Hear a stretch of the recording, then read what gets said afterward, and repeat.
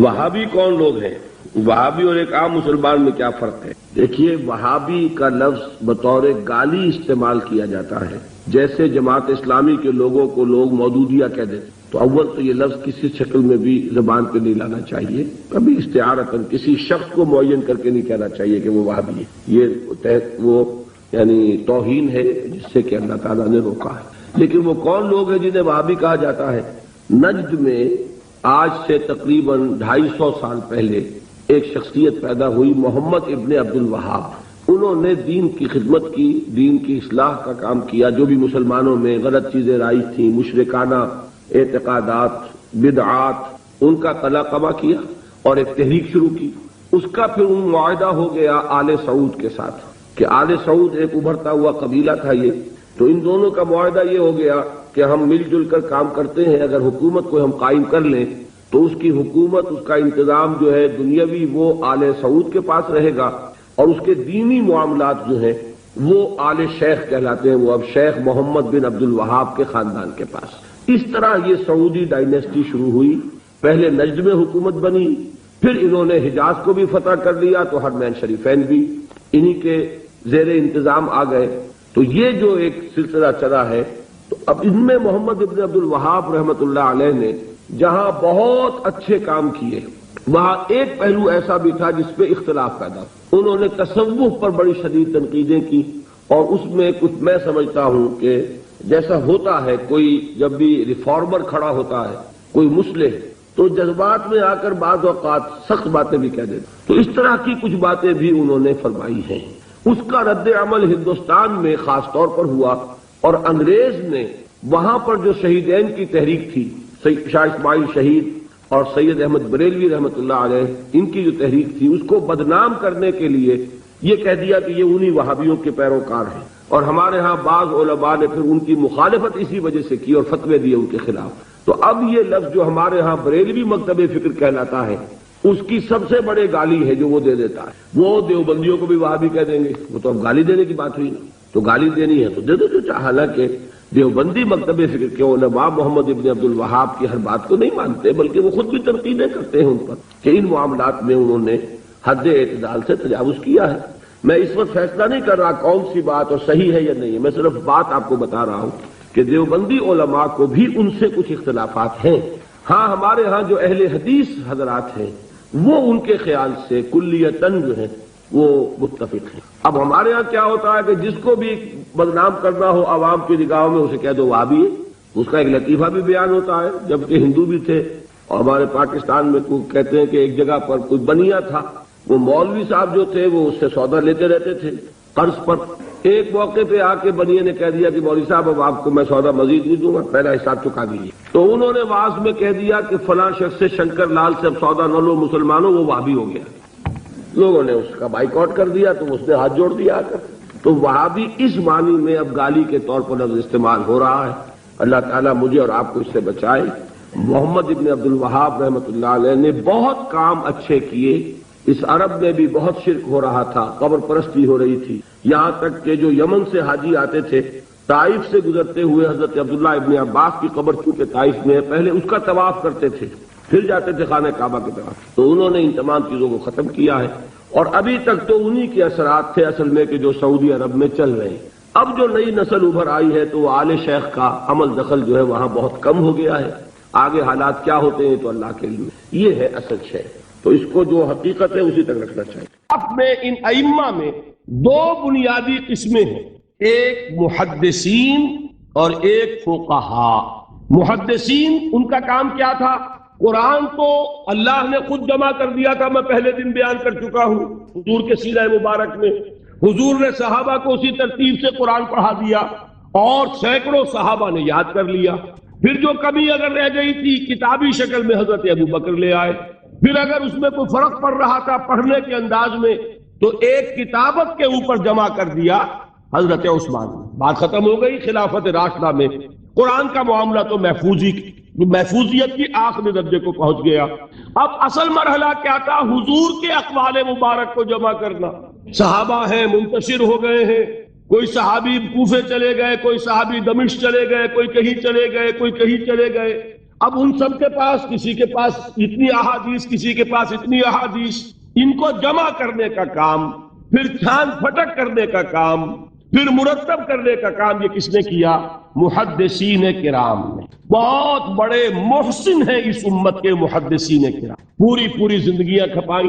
ایسا بھی ہوا ہے ایک محدث مدینے سے چلتے ہیں، انہیں معلوم ہوتا ہے کہ ایک صحابی دمشق میں ہے، ایک حدیث وہ بیان کرتے ہیں، ذرا باریک باتیں سمجھ لیجئے گا، ان کو وہ حدیث معلوم تھی لیکن وہ حدیث 3 راویوں کے راستے سے آ رہی تھی، ان کے پاس جو حدیث تھی وہ 2 راویوں کے حوالے سے تھی۔ اب وہ جاتے ہیں اور وہ دمشق کا سفر کرتے ہیں صرف اس حدیث کو سننے کے لیے، سواری سے اترتے بھی نہیں۔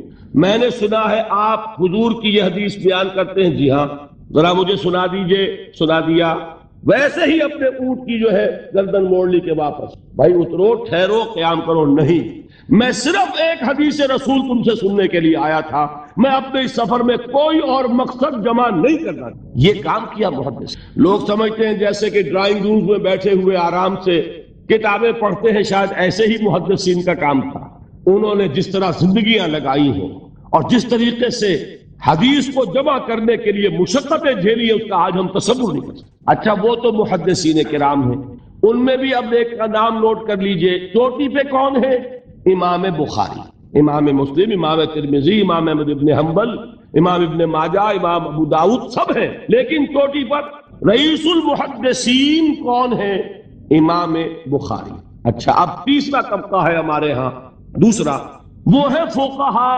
قرآن بھی جمع ہو گیا، حدیث بھی آ گئی، اب اس سے احکام نکالنے بھی تو ہے نا، استدلال کرنا ہے، حدیثوں کو جوڑنا ہے، قرآن کے ساتھ ان کا ربط تلاش کرنا ہے، اور پھر کوئی حکم تلاش کرنا ہے، اجتہاد کرنا ہے۔ یہ کام جنہوں نے کیا انہیں ہم کیا کہتے ہیں؟ فقہائے کرام۔ اور ان میں بہرحال جو لوگ یہاں جمع ہیں، مجھے یقین ہے کہ وہ اس بات کو تسلیم کرتے ہوں گے کہ ان میں چوٹی پر ہیں امام ابو حنیفہ رحمۃ اللہ علیہ، امام اعظم۔ پوری دنیا نے تسلیم کیا ہے کہ قانون کا جتنا سینس امام ابو حنیفہ کو ہے، قانون ایک علیحدہ شے ہے، اخلاقیات علیحدہ چیز ہے، ایک شے کا اخلاقی تقاضا کچھ اور ہے، قانونی تقاضا کچھ اور ہے۔ آپ کو کسی نے تھپڑ مارا، اخلاقی تقاضا کیا ہے؟ معاف کر دو بھائی، اور قانونی تقاضا کیا ہے؟ جوابی تھپڑ رسید کرو، اس لیے کہ اگر یہ نہیں کرو گے تو اس کی ہمت افزائی ہوگی، یہ کسی اور کو بھی تھپڑ مارے گا۔ میں اپنا احساس عرض کر رہا ہوں، اور دنیا میں جو بات مانی گئی ہے کہ جس کا نام لیگل سینس، قانون کا ایک فہم، اس میں دنیا کا کوئی شخص مقابلہ نہیں کر سکتا امام ابو حنیفہ کا۔ آپ صحابہ کو ان سے مستثنیٰ کر دیجئے، ظاہر بات ہے انبیاء اور رسولوں کا معاملہ نہیں ہے، تو باقی انسانی نوع انسانی کے اندر امام ابو حنیفہ کا پلے کا کوئی شخص، ان کے برابر کا کوئی شخص قانون کا فہم رکھنے والا آج تک پیدا نہیں۔ تو سید الفقہاء کون ہوئے؟ امام ابو حنیفہ۔ اور رئیس المحدثین کون ہے؟ امام بخاری۔ یہ ساری جو میں نے اس وقت آپ کو تمہید بیان کی، وہ اس مسئلے کے لیے پریشان کن مسئلہ یہ ہے کہ امام ابو حنیفہ کی طرف یہ بات منسوب ہے کہ وہ یہ فرماتے ہیں الایمان قول، ایمان نام ہے صرف قول کا، عمل اس میں زیر بحث نہیں آتا، ولا یزید ولا ینقص، وہ ایمان نہ گھٹتا ہے نہ بڑھتا ہے۔ اب دوسرا سٹیٹمنٹ سنیے، وہ ہے امام بخاری کا، رئیس المحدثین کا، الایمان قول وعمل، ایمان نام ہے قول اور عمل کے مجموعے کا، قول اور عمل دونوں چیزیں ایمان میں شامل ہیں، وَيَزِيدُ وَيَنْقُصُ، وہ گھٹتا بھی ہے بڑھتا بھی ہے۔ ایک مسلمان کو پریشان ہو جانا چاہیے کہ نہیں؟ ایمان جیسی بنیادی بات، سارا قصر تو یہیں سے تعمیر ہونا ہے، جڑ بنیاد ایمان ہے۔ ایمان کے بارے میں کوئی 14ویں صدی کے 15ویں صدی ہجری کے کوئی علماء ہو، بڑے سے بڑے ہو، ان کا اختلاف ہو جائے تو تشویش نہیں ہوگی۔ یہ کن کے درمیان اختلاف ہو رہا ہے؟ رئیس المحدثین امام بخاری اور سید الفقہاء امام ابو حنیفہ۔ اور کتنا بنیادی اختلاف، بظاہر متضاد باتیں، بظاہر کہہ رہا ہوں میں، تو یہ تو معلوم ہوتا ہے کہ بہت زبردست اختلاف ہے جو حل نہیں ہو سکے۔ اللہ تعالیٰ کا شکر ادا کرتا ہوں، اس نے اس کا حل سمجھایا۔ اور کیسا سمجھایا؟ میں پورے انشراح صدر کے ساتھ کہہ رہا ہوں، اس میں کوئی تصنع نہیں، کوئی تکلف نہیں۔ میرے نزدیک دونوں باتیں 100% درست، یہ نہیں کہ 50% یہ درست 50% وہ درست نہیں، یہ بھی 100% درست، یہ بھی 100% درست۔ فرق کیا ہے؟ محل مختلف ہے۔ امام ابو حنیفہ قانونی ایمان کی بات کر رہے ہیں اور امام بخاری حقیقی ایمان کی بات کر رہے ہیں۔ قانونی ایمان کے اعتبار سے 100% درست ہے یہ بات کہ وہ صرف قول ہے، عمل نہیں، زیر بحث ہے۔ ایک شخص نماز نہیں پڑھتا کافر نہیں ہے، نماز کا منکر ہو جائے کافر، زکوٰۃ نہیں دیتا فاسق ہے، فاجر ہے، کافر نہیں ہے، زکوٰۃ کہہ دے کہ ہے ہی نہیں دین میں، کافر۔ تو معلوم ہوا کہ قانونی ایمان جس پر دار و مدار ہے کفر اور اسلام کا، اس کا کل دار و مدار صرف قول پر ہے، اقرار باللسان پر ہے۔ یہ بات آپ نے سنی ہوگی، امام ابو حنیفہ کا قول ہے 100% درست کہ گناہ کبیرہ سے بھی انسان کافر نہیں ہوتا۔ کبیرہ گناہ ہے، شراب پی ہے، کافر نہیں ہے، حد لگا دو۔ حضرت عمر نے اپنے بیٹے پر حد جاری کی، ایک مرتبہ مصر میں حد جاری ہو چکی تھی، لیکن حضرت عمر کو احساس ہوا کہ وہاں شاید رعایت کی گئی ہوگی خلیفہ کے بیٹے پر حد جاری کرنے میں، لہذا پھر بلایا اپنے پاس اور دوبارہ حد جاری۔ اگر کسی سے زنا ہو گیا ہے، میں آپ کو واقعہ سنا چکا، غامدی خاتون کہ ذرا کسی نے کہہ دیا بے حیا عورت تھی، تو حضور نے کیسی ڈانٹ پلائی ہے، کتنا اس کا رتبہ بیان کیا ہے۔ اس نے تو وہ توبہ کی ہے کہ مگر مدینے کی پوری آبادی پر اس کو تقسیم کر دیا جائے تو سب کی نجات کے لیے کافی ہے۔ البتہ حقیقی ایمان، اب یہاں زمین و آسمان کا فرق آ جائے گا۔ ایمان دل میں اتر جائے تو کون نہیں جانتا کہ دل میں جو بات اتر جائے وہ عمل پر ضرور اثر انداز ہوتی ہے۔ یہ بات سیدھی سی ہے، دل میں یقین ہو، عمل اس کے مطابق ہوگا۔ دو اور دو چار کی طرح مثالیں دے دوں آپ کو۔ آپ کو یقین ہے آگ جلاتی ہے، آپ ہاتھ ڈالتے ہیں اس میں، کیوں؟ یقین ہے کہ جلاتی ہے، لہذا کوئی شخص ہاتھ نہیں ڈالے گا، غلطی سے پڑ جائے تو پڑ جائے، جان بوجھ کے کون ڈالے؟ اچھا، میں بلکہ یہاں تک کہا کرتا ہوں کہ یقین تو بڑی دور کی شے ہے، گمان بھی ہو، گمان، اس کا نتیجہ بھی عمل میں نکل آتا۔ کون شخص نہیں جانتا کہ سارے سانپ زہریلے نہیں ہوتے؟ معلوم ہے نا، لیکن جو سانپ ہے پتہ نہیں کم بخت یہ زہریلا ہو، ہے کہ نہیں؟ یقین نہیں ہے کہ یہ زہریلا ہے، ہو سکتا ہے کہ زہریلا ہو، صرف ظن ہے نا، آپ قریب پھٹکتے ہو اس کے۔ معلوم ہوا کہ یقین تو بڑی شے ہے۔ کیا دل میں یہ یقین ہو کہ اللہ ہے اور مجھے دیکھ رہا ہے اور مجھے اس کے حضور میں حاضر ہونا ہے، پھر بھی آپ شراب پی سکیں گے؟ بتائیے، اگر چوراہے پر کانسٹیبل کھڑا ہے، آپ نے دیکھ لیا، آپ نے دیکھا ایک کونے میں موٹر سائیکل لے کر تیار سارجنٹ بھی کھڑا ہے، آپ کی گاڑی صحیح جگہ کے رک جائے گی نا، 1 انچ آگے نہیں بڑھے گی۔ اور اگر آپ نے دیکھا کہ چوراہا خالی ہے، کوئی دیکھنے والا ہے نہیں، تو اچھے بھی دائیں بائیں دیکھ کے نکل جاتے ہیں کہ نہیں؟ آدمی اپنے آپ کو دھوکہ دیتا ہے، بھائی یہ سارے ٹریفک رولز بچاؤ کے لیے ہے نا، تو دور دور تک کوئی ٹریفک نہیں ہے، خواہ کھڑا رہوں میں یہاں کائے کو، لیکن دور دور تک کوئی ٹریفک نہ ہو لیکن سارجنٹ کھڑا ہو، پھر آپ پابندی کریں گے کہ نہیں؟ اگر یہ یقین ہو کہ اللہ ہے اور مجھے دیکھ رہا ہے تو کیا اس کا قانون توڑیں گے آپ؟ یقین والے ایمان کے ساتھ معصیت جمع نہیں ہو سکتی۔ قانونی ایمان کے ساتھ معصیت کے ڈھیر لگ سکتے ہیں، جیسے کہ ہمارے ہاں ہے لما تقولون ما لا تفعلون کبر مقتا عند اللہ ان تقولوا ما لا تفعلون۔ اے ایمان کے دعوے دارو، کیوں کہتے ہو جو کرتے نہیں؟ اللہ کے غضب کو بھڑکانے والی ہے یہ بات کہ تم کہو جو کہ کرتے نہیں۔ ہماری امت کی اکثریت کا حال یہی ہے کہ نہیں؟ یہ کیا بات ہے کہ قانونی ایمان ہے، اس کے ساتھ معصیت کے انبار ہے۔ حقیقی ایمان ہو تو معصیت کا وجود ہو نہیں سکتا۔ اب بتائیے ایمان اور عمل علیحدہ ہو جائیں گے کیا؟ یہ ہے مسئلہ جو امام بخاری کے سر پہ ہے۔ سورۃ الضحیٰ کا اس کا جو شان نزول ہے وہ یہ ہے کہ کچھ دنوں کے لیے، ایک تو بالکل شروع میں جو رک گئی تھی فترت وحی، اس کے علاوہ پھر ایک موقع آیا ہے کہ کچھ عرصے کے لیے بہت دن گزر گئے تو جبرائیل نہیں آیا اور آپ کے اوپر ایک شدید اس کی جو ہے وہ پریشانی طاری ہو گئی۔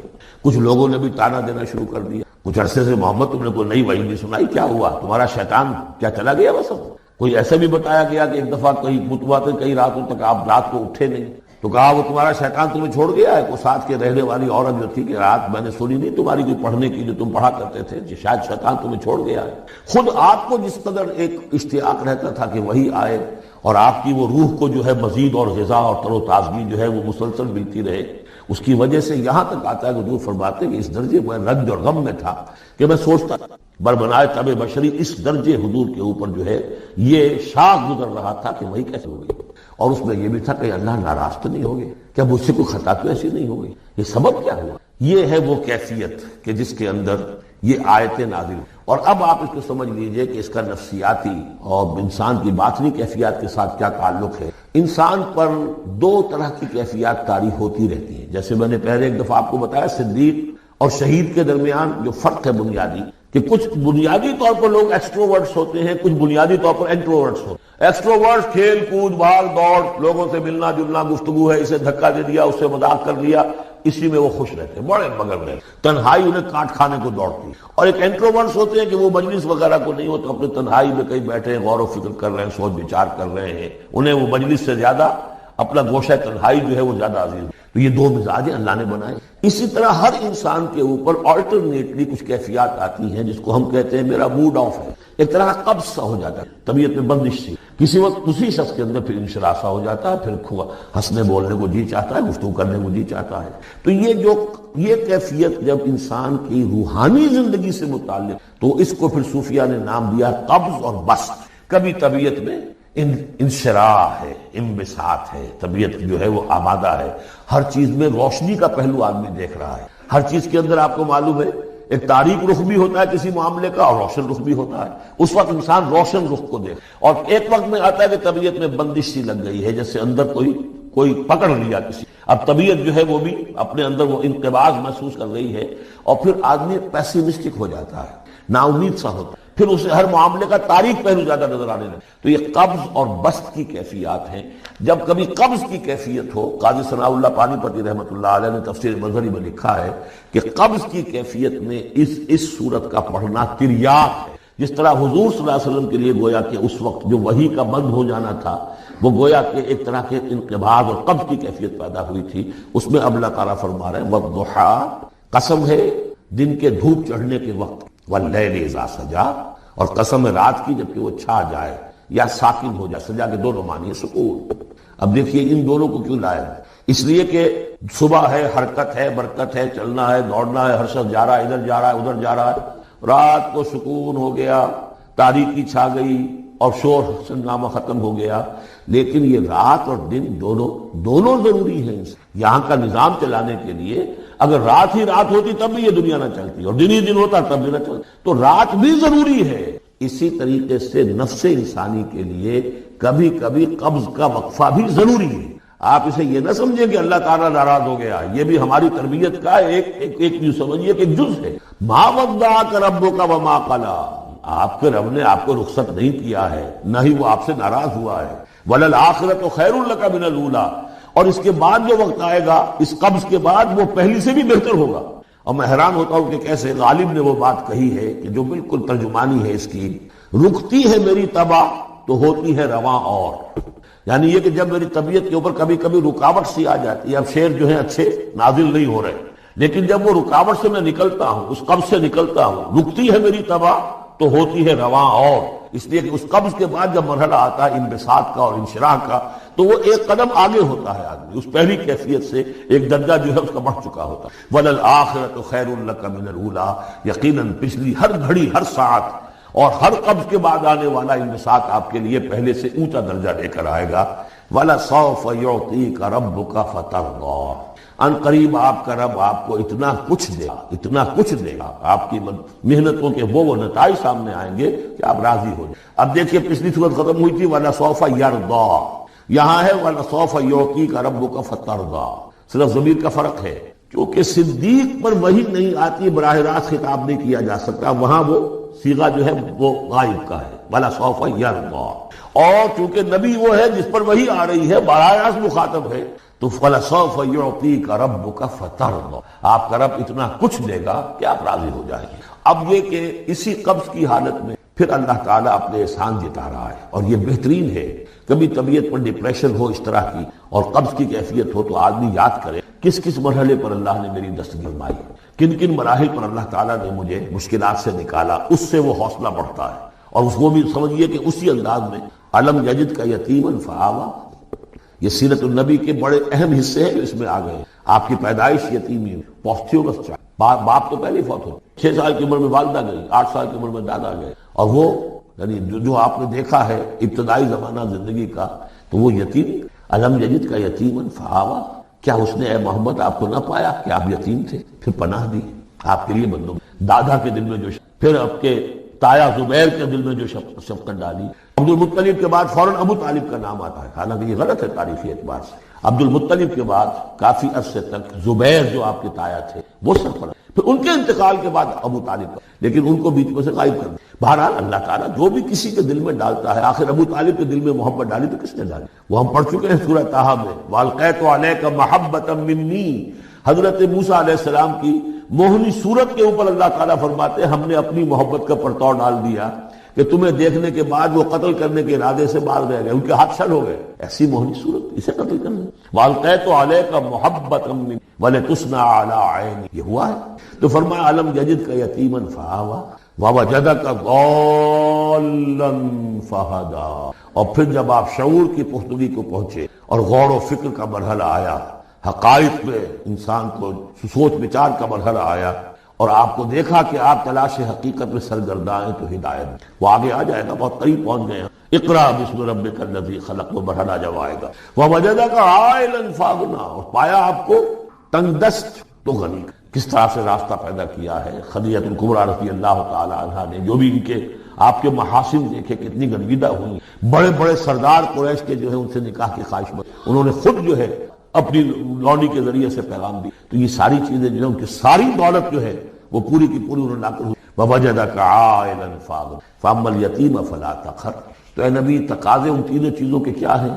ہم نے آپ کو یتیم پایا، پناہ دی، اب آپ بھی یتیم کے سرپرستی کیجئے، کسی یتیم کو اس کے اوپر کوئی جبر نہ ہو، سختی نہ ہو۔ وَأَمَّا السَّائِلَ فَلَا تَنْهَرْ، اور آپ جب کہ تلاش حقیقت میں سرگرداں تھے تو ہم نے آپ کو ہدایت دی۔ اسی طریقے سے اب آپ کو بھی کوئی شخص سائل بن کر آپ کے پاس آئے، سوال کرے، اسے جھڑکنا نہیں۔ اسے جو بھی سائل دونوں طرح کے ہوتے، سوال کرنے والا کوئی علمی سوال اور سوال کرنے والا کوئی مالی دولت، مالی مدد کے۔ وَأَمَّا بِنِعْمَةِ رَبِّكَ فَحَدِّثْ، اور جو ہدایت تمہیں دی ہے ہم نے اب اسے عام کرو، یہ نعمت ہے، آپ کے رب کا انعام ہے، یہ ہدایت جو آپ کو عطا ہوئی ہے اس کو بیان کرو۔ اس کے بیان کرنے میں یہ بھی ہے کہ اللہ کے انعامات کا چرچا انسان کرے اس کا شکر ادا کرنے کے لیے، اور یہ بھی ہے کہ اس کو پھیلائے اور عام کرے، دوسروں تک پہنچائے، ورنہ وہ بخل ہو جائے گا کہ وہ دولت جو ہے ہدایت کی اس کو آدمی صرف اپنی ذات تک محدود رکھے اور اس کا جو خیر ہے وہ دوسروں تک نہ پہنچائے۔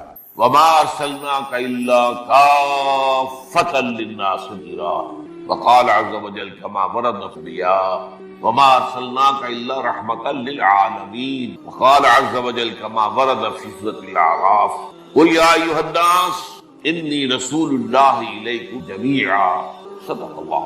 آج کے دن کو ہمارے ہاں عید النبی کے نام سے منائے جانے کا کچھ عرصے سے رواج ہے۔ یہ رواج کچھ زیادہ پورا، جہاں تک لفظ عید کا تعلق ہے اس کا انطباق تو اس پر کوئی غلط نہیں، اس لیے کہ لغوی طور پر عید کے معنی بار بار لوٹ کر آنے والی، ہر سال عید الفطر ہر سال آتی ہے، عید الاضحیٰ ہر سال آتی ہے، عاد یعود، تو عید لوٹ کر آنے، پلٹ کر، اس اعتبار سے یہ یقینی یوم ہے۔ لیکن یہ اصل میں اس کے لیے اس کا استعمال جو ہے یہ بہت ہی تھوڑے عرصے قدیم بات ہے۔ اول تو یہ کہ حضور کی ولادت جو ہے 12 ربیع الاول متفق علیہ نہیں، حضور کی ولادت کی تاریخ طے نہیں، مہینہ تو طے ہے کہ رب تھا کسی شک و شبہ میں، لیکن تاریخ متفق علیہ، بلکہ میرے نزدیک اس سلسلے میں قاضی سلیمان سلمان منصور پوری رحمۃ اللہ علیہ جو ایک بڑی عظیم کتاب کی مصنف ہے، اگرچہ وہ اتنی مشہور نہیں ہو سکی جتنی مولانا شبلی کی رحمۃ للعالمین مشہور، لیکن بہت سے اعتبارات سے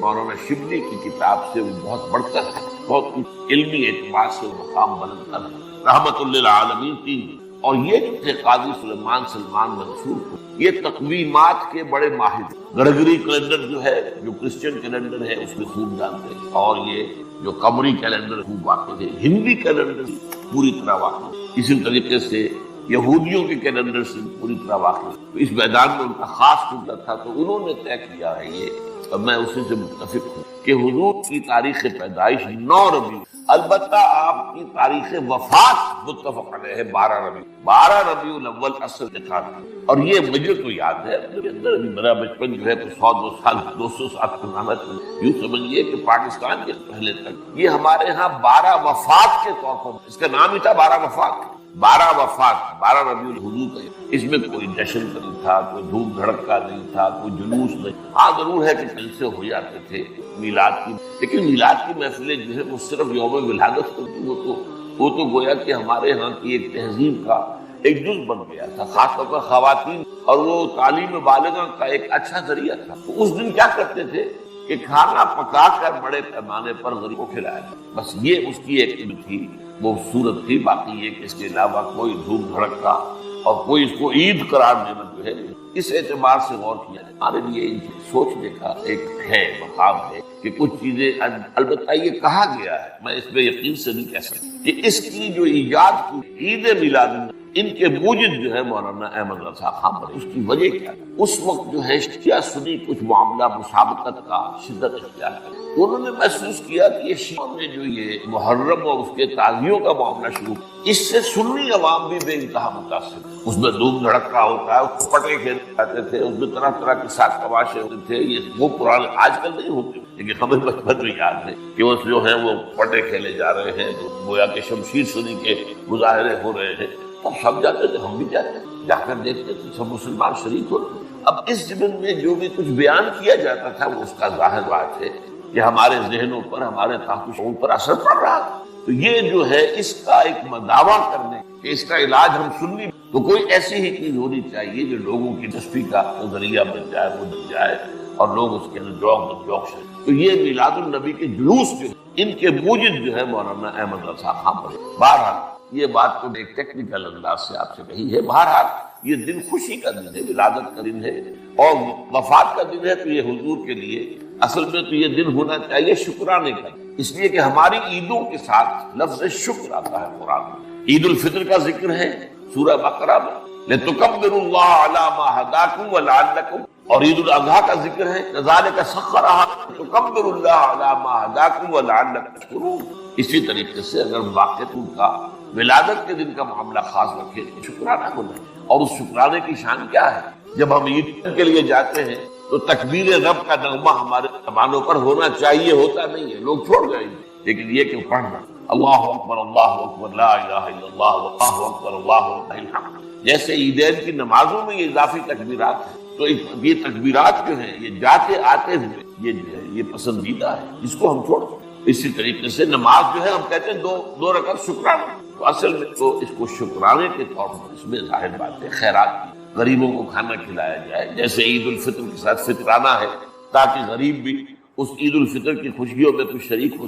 عید الاضحیٰ کے ساتھ غریبوں کے لیے گوشت کھانے کا معاملہ، یہ انتہائی جو ہے آپ کو اپنی قربانی کا گوشت لازماً جو ہے خیرات کرنا ہے، صدقہ کرنا ہے، اور وہ غریبوں کو بھی جنہیں کوئی یعنی گوشت کو دیکھنے کی جو ہے وہ جو نہیں ہوتی صورت پیدا ہوتی بسا اوقات، وہ ان کو یہ کہ گوشت کھانے کو۔ تو یہ چند باتیں تو میں نے کہی آج اس عید میلاد النبی نام کے حوالے سے کیا ہے۔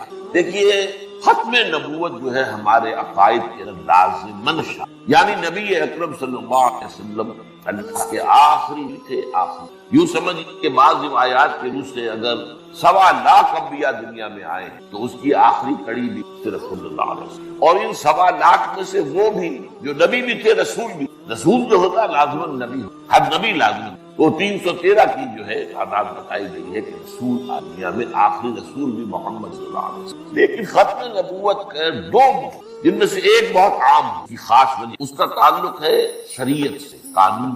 وہ ختم نبوت کا مفہوم کیا ہے کہ آپ آخری نبی، آخری رسول، آپ کے بعد کوئی نبی نہیں، کوئی رسول نہیں۔ جس نے دعویٰ کیا وہ جھوٹا، دجال، کذاب، کافر، مرتد، اور جس نے اس کی تصدیق کی وہ بھی دائرہ اسلام سے خارج۔ اب یہ چونکہ ہے قانونی، کوئی شخص مسلمان رہا یا نہیں رہا، لہذا اس پہلو پر تو علماء نے پوری دلائل دی۔ البتہ آپ نے نوٹ کیا گیا ہو کہ اس کے لیے عام طور پر ایک ہی آیت ہے قرآن کی، یہ سورہ احزاب کی آیت نمبر 40 ہے، ما کان محمد ابا احد من رجالکم ولکن رسول اللہ وخاتم، محمد تم میں سے کسی مرد کے باپ نہیں۔ یہ اصل میں جو معاملہ ہوا تھا زید بن حارثہ رضی اللہ تعالیٰ عنہ کا، اس کے حوالے سے ہے، میں اس تفصیل میں نہیں، یہ آیت آپ نے بے شمار مرتبہ، اور ظاہر بات ہے کہ ختم نبوت کے موضوع پر یا نبی اکرم صلی اللہ علیہ وسلم کی عظمت کے موضوع پر جہاں کہیں بھی خطاب ہوگا، وعظ ہوگا، تب اس میں لازماً یہ آیت مبارکہ۔ تو ایک مفہوم تو یہ ہے اور اس کے حوالے سے یہ آیت ہے۔ دوسرا مفہوم اور ہے،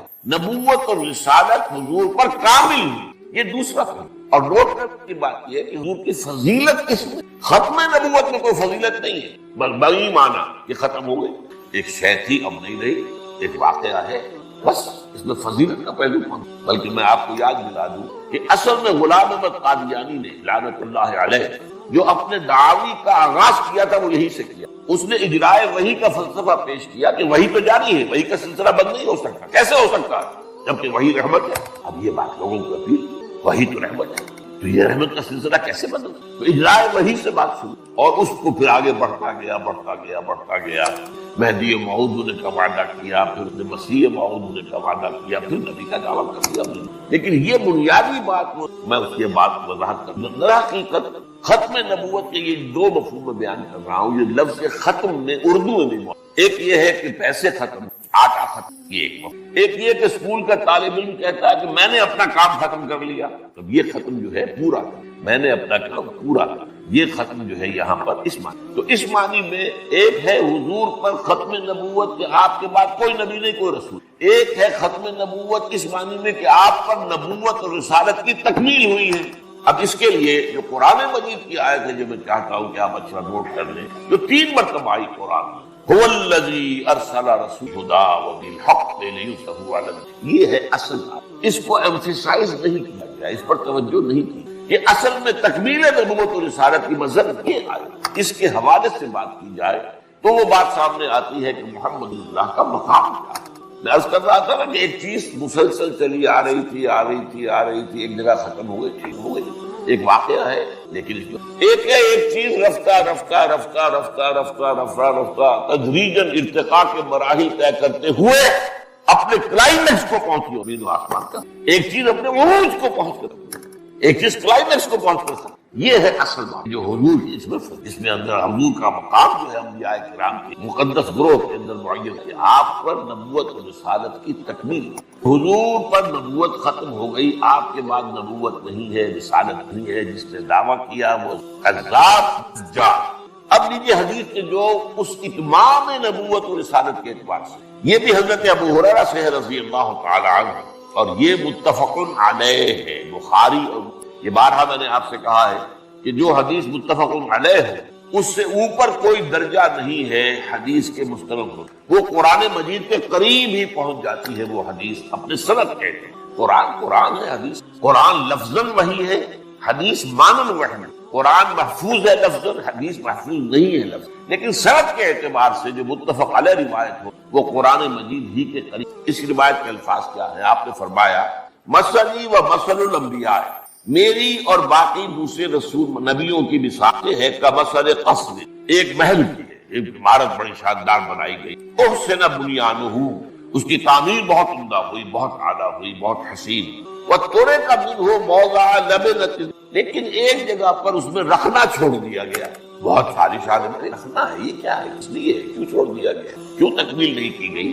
فطاف بہ النظار، تو نظارہ کرنے والے، دیکھنے والے سیاح لوگ آتے تھے اور وہ اس کا طواف کرتے تھے، اس کے گرد جو ہے چکر لگاتے تھے، یتعجبون، اور تعجب کرتے تھے، من حسن بنیانی، اس کی انتہائی خوبصورت جو عمارت ہوئی ہے اس کی تعریف کرتے، الا موضع تلک اللبنہ، سوائے اس ایک اینٹ یا کہہ لیجیے وہ ایک پتھر، اس زمانے میں جو کا رواج نہیں تھا تو پتھروں سے بنتی تھی، اس کی کوئی جگہ چھوڑ دی گئی۔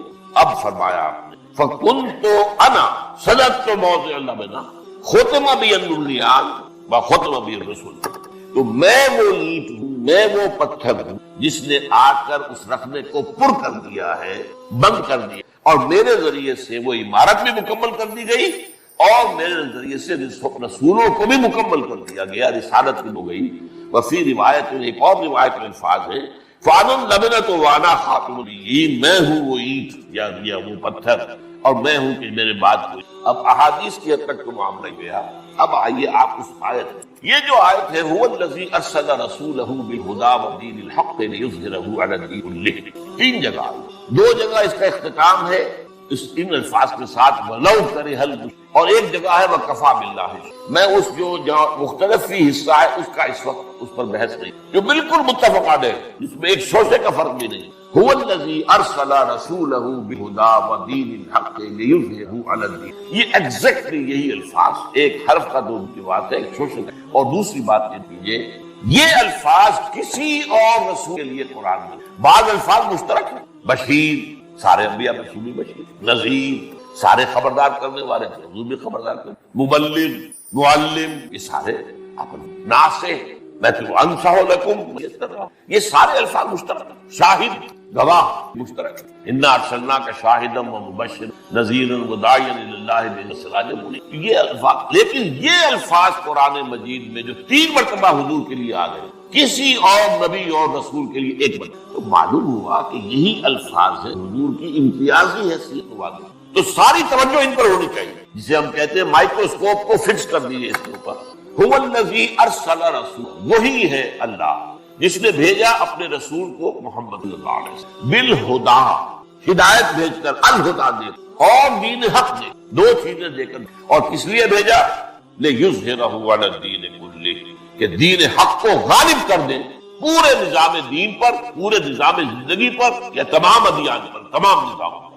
یہ جو آیت ہے یہ در حقیقت نبوت اور رسالت دونوں کے اعتبار سے حضور پر اکمال اور تکمیل اور اتمام اور تتمیم کی طرح. حضور کو دے کر جو 2 چیزیں بھیجا گیا ہے، اب اس کو نوٹ. وہ جو نبوت اور رسالت کی بات میں عرض کر رہا تھا، جو شخص نبی بھی ہے رسول بھی، اس کی شخصیت کے 2 پہلو ہیں. نبوت کا پہلو ہے اللہ سے لینے والا، جیسے اینٹینا کو لگا رکھا ہے آپ نے اور وہ ہوا میں سے وہ لے رہا ہے، وہ سگنل، یہ ہے نبوت. رسالت ہے پہنچانا، یہ ہے رسالت جو ہے یہ لوگوں کو پہنچانا. اللہ سے لیتا ہے، لوگوں تک پہنچانا. یہ جو ہے کہ نبی اور رسول کا جو اللہ سے جو 2 چیزیں ملی، ان میں تکمیل کا پہلو کیا؟ الہدا، the guidance, the total guidance Quran میں. اس کو اس اعتبار سے کہ یہ تو نبوت کے آغاز سے ہدایت اللہ تعالیٰ کی طرف سے آ رہی ہے. سورہ بقرہ کے 4 رکوع میں آخر میں کہا گیا ہے، جب حضرت آدم کو ہوا کہ اب اٹھو اور زمین کا چارج سنبھالو، وہیں آباد رہو. وہاں فرما دیا گیا وَإِمَّا يَأْتِيَنَّكُم مِّنِّي هُدًى فَمَن تَبِعَ هُدَايَ فَلَا خَوْفٌ عَلَيْهِمْ وَلَا هُمْ يَحْزَنُونَ وَالَّذِينَ كَفَرُوا وَكَذَّبُوا بِآيَاتِنَا أُولَٰئِكَ أَصْحَابُ النَّارِ هُمْ فِيهَا خَالِدُونَ. یہ اب ہمیشہ کے لیے چارٹر ہے ابدی جو دیا گیا ہے حضرت آدم کو زمین کا چارج سنبھلواتے. جب جب کوئی ہدایت میری طرف سے تمہارے پاس آئے، تمہارے سے مراد ہے تمہارے اور تمہاری نسل کے پاس آئے، تو جو کوئی اس ہدایت کی پیروی کرے گا اس کے لیے نہ کوئی خوف ہوگا نہ حزن ہوگا. اور جو ہماری آیات کی شکل میں ہدایت آئے گی، جو ہماری آیات کا انکار کرے گا وہ جہنم آگ میں رہے گا.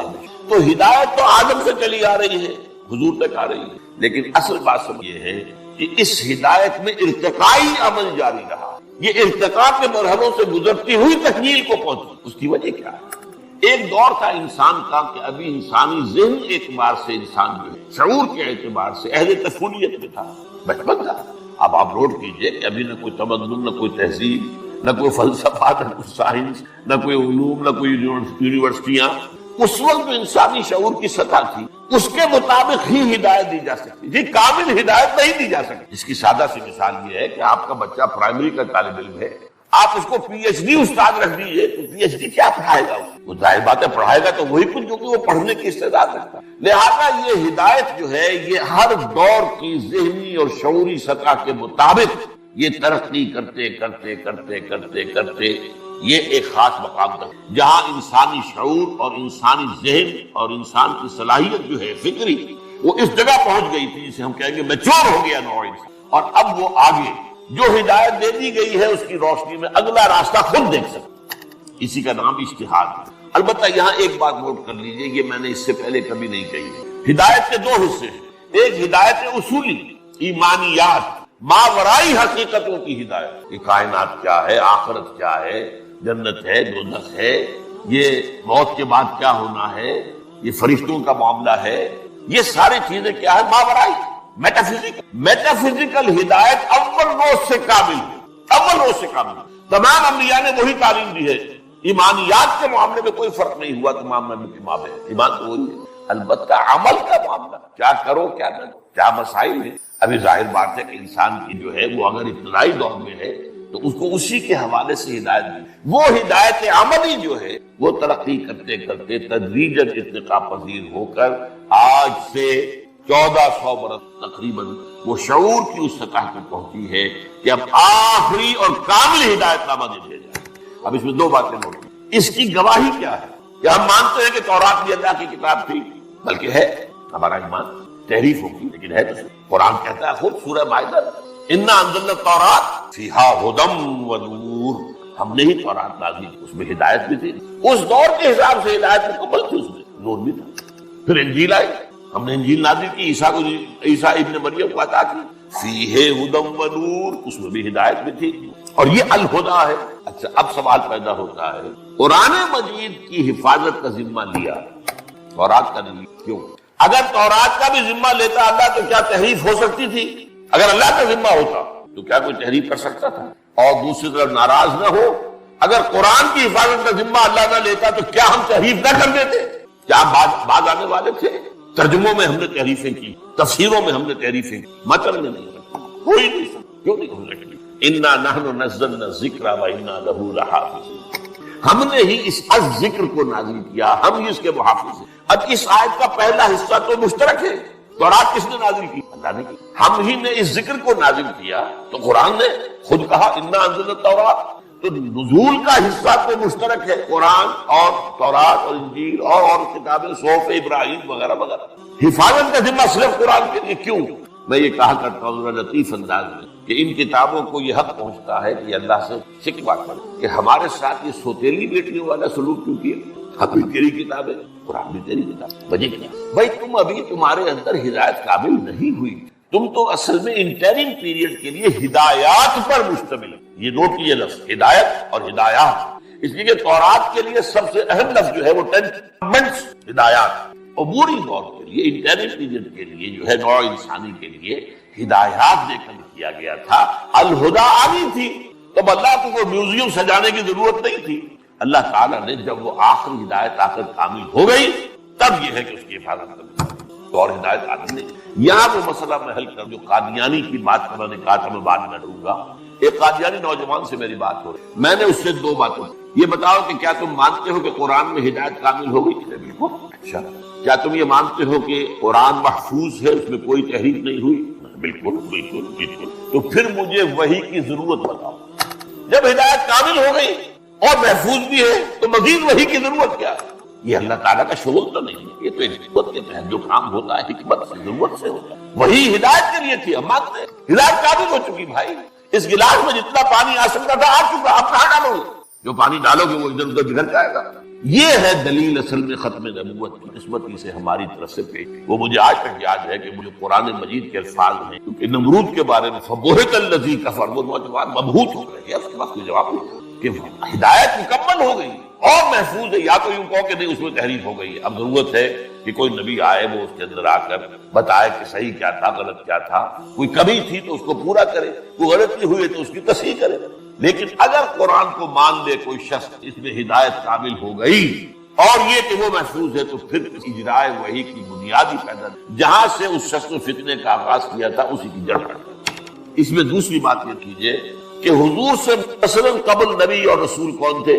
حضرت عیسیٰ۔ یہ 600 برس جو ہے حضرت عیسیٰ اور حضرت محمد کے درمیان فترت اولا، اس سے پہلے کبھی ایسا نہیں ہوا کہ دنیا میں کوئی نبی یا رسول نہ ہو، ان 600 برسوں میں نہ کوئی نبی رسول، پھر تکمیلی رسالت۔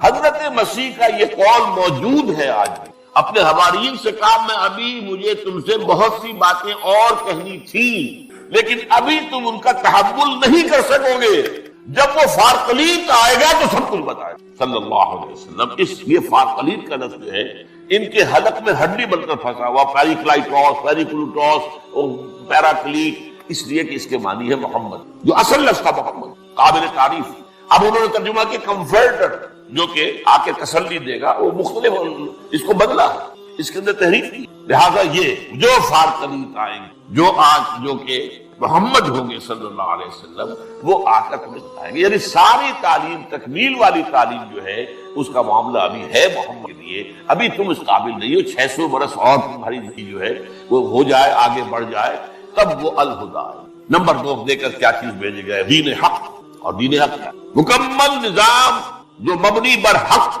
سب سے بڑا حق کیا ہے؟ کائنات اللہ کی ہے، اسی کا حکم چلنا چاہیے۔ دین حق کیا ہے؟ ایک پورا نظام زندگی جو اللہ کی حاکمیت کے اصول اور پوری زندگی کے تمام اصول اور تمام پہلو اجتماعی اور انفرادی وہ اللہ کی بندگی اور عبادت کے اندر آ جائیں، یہ دین حق ہے۔ اور یہی نظام عدل ہے۔ ظاہر بات ہے کہ جب بھی انسان کچھ سوچے گا اس کی ایبسولوٹلی آبجیکٹو تھنکنگ ناممکن ہے، یہ دنیا میں مانا جاتا ہے. اپنی ذات کو علیحدہ کر کے آپ سوچ نہیں سکتے، کچھ نہ کچھ سبجیکٹیوٹی شامل ہو کر جائے گی.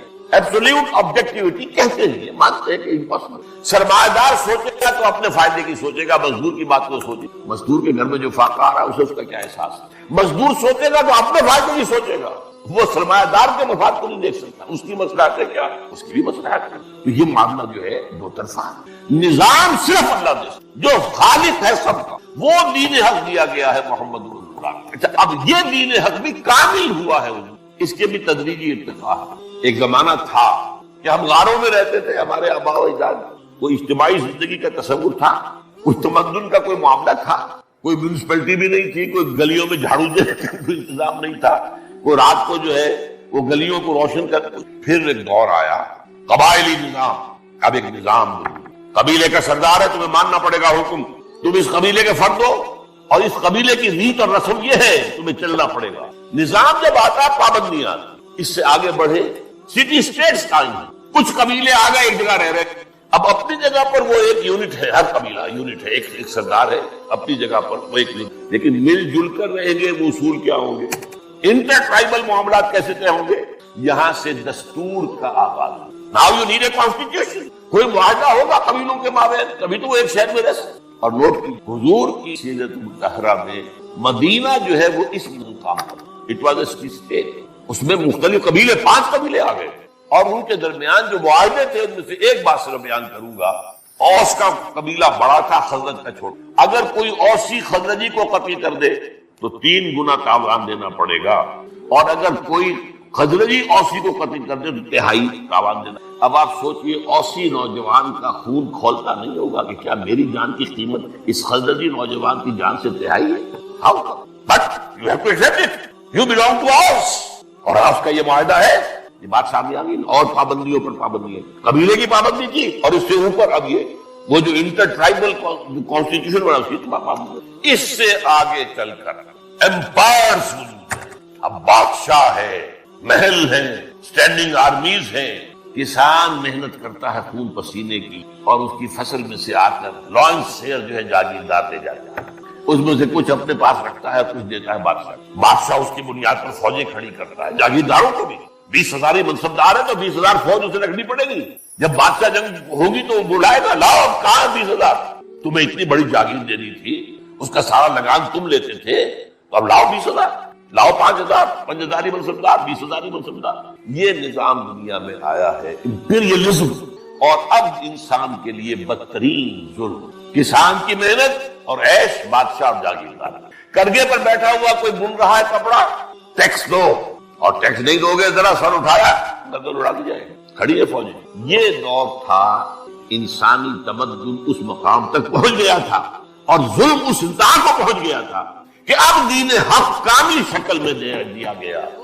الیوم اکملت لکم دینکم واتممت علیکم نعمتی ورضیت لکم الاسلام. آج کے دن ہم نے تمہارے لیے تمہارے دین کو کامل کر دیا ہے اور اپنی نعمت کا اتمام کر دیا. یہ نوٹ کیجیے، اکمال اور تکمیل، اتمام اور تکمیل یہ حضور کے بارے میں قرآن میں بار بار آتا ہے. اس لیے کہ تکمیل جو میں نے کہا، تکمیل نبوت، تکمیل رسالت، تکمیل دین. الیوم اکملت لکم، اور تکمیل ہدایت، نعمت ہدایت. اصل نعمت ہدایت ہے، یہ میں نے 12 بیان کیا ہے. کوئی شے دنیا میں ہدایت کو جو ہے نعمت نہیں ہے جب تک نعمت ہدایت شامل ہو. اولاد نعمت نہیں ہے، اگر آوارہ ہو کر اٹھی تو آپ کے بڑھاپے میں سوہان روح بن جائے گی. دولت نعمت نہیں ہے، اگر آپ نے اس کی وجہ سے آوارگی کی، عیاشیاں کی، بدماشیاں کی، تو یہ دولت جو ہے زحمت ہے، رحمت نہ. ہاں، اولاد کے ساتھ ہدایت ہے. اب یہ دیکھ، اب یہ صدقہ جاریہ ہے. دولت کے ساتھ ہی آپ کو ہدایت بھی ملی ہے، آپ اللہ کے لیے خرچ کرتے ہیں، لوگوں کے لیے خرچ کرتے ہیں، ضرورت مندوں کے لیے خرچ کرتے ہیں. تو نعمت جو ہے، اتممت علیکم نعمتی الیوم اکملت لکم دینکم، یہ دین ہے، دین حق جو کامل ہو گیا ہے، محمد رسول اللہ صلی اللہ علیہ وسلم. واتممت علیکم نعمتی، اور تم پر اپنی نعمت ہدایت کا اتمام کر دیا ہے. وہ الہدیٰ جو میں بیان کرتا ہوں، تو 2 چیز حضور دے کر بھیجے گئے، وہ دونوں تکمیلی اعتبار سے بلند ترین مقام پر ہیں.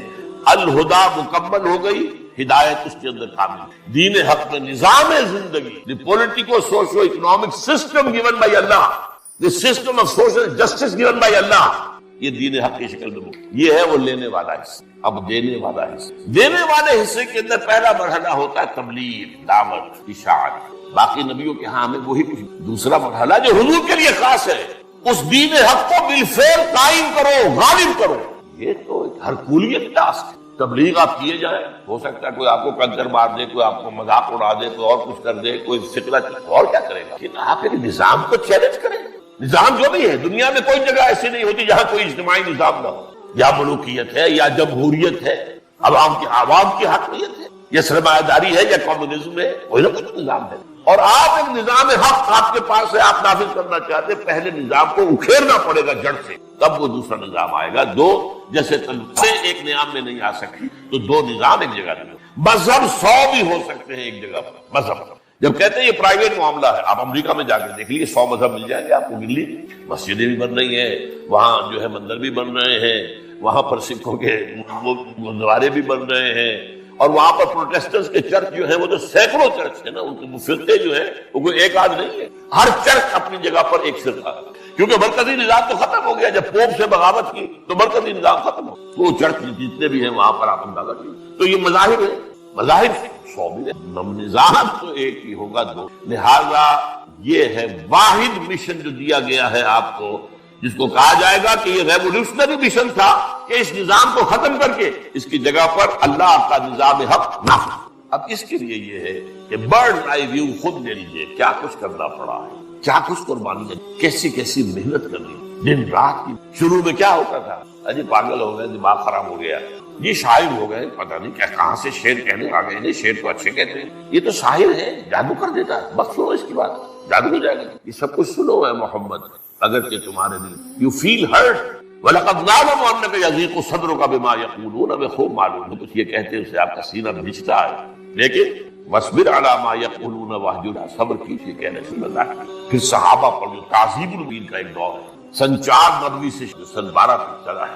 کیسے کیسے ٹارچر ہستیاں آئیں، کیسے دہتے انگاروں پر لٹائے گئے، کیسے گردن میں وہ ڈال کر رسی اور جو ہے گلیوں میں اور جو ہے وہ گھسیٹے گئے ہیں. حضرت بلال رضی اللہ عنہ، حضرت خباب جو ہے دہتے انگاروں پر لٹائے گئے. مادر ذات برہنہ کر کے نکالے گئے ہیں حضرت مصعب، مادر ذات ٹوٹل نہیں. الف دنگے. چچا نے کہا تم نے اپنے باپ کا دین چھوڑ دیا ہے. وہ باپ مر گیا تھا لیکن بہت دولت چھوڑ کر گیا تھا، ماں نے بڑے ناز و نام میں پالا. تم نے دین چھوڑ دیا، تمہارا اس کے مال پر کوئی حق نہیں، نکل جاؤ یہاں سے. اٹھ کر چلنے لگے تو یہ لباس بھی اسی کے مال میں سے اتارو. الف دنگے ہو کر ماں کے پاس آئے. ماں نے آنکھوں پہ ہاتھ رکھا. کیا ہوا ہے مصعب؟ کہ میں موحد ہوں. یہ توحید. بہرحال یہ جو ایک اسٹرگل ہے، یہ تو آپ کے مطالعے کی، اس کو میں اس وقت بیان کروں کیا اس کی کن مراحل سے گزر ہوا ہے. ہاں میری کتاب ہے اللہ کا شکر، میں مطمئن ہوں کہ میں نے اس کا حق ادا کر دیا ہے اس کے فضل. منہج انقلاب نبوی، یہ سیرت النبی کی نہیں، فلسفہ ہے سیرت نبوی. بہرحال رسالت کے ضمن میں تکمیلی مقام یہ ہے کہ صرف انفرادی طور پر نصیحت اور واعظ اور صرف انفرادی طور پر لوگوں کا تزکیہ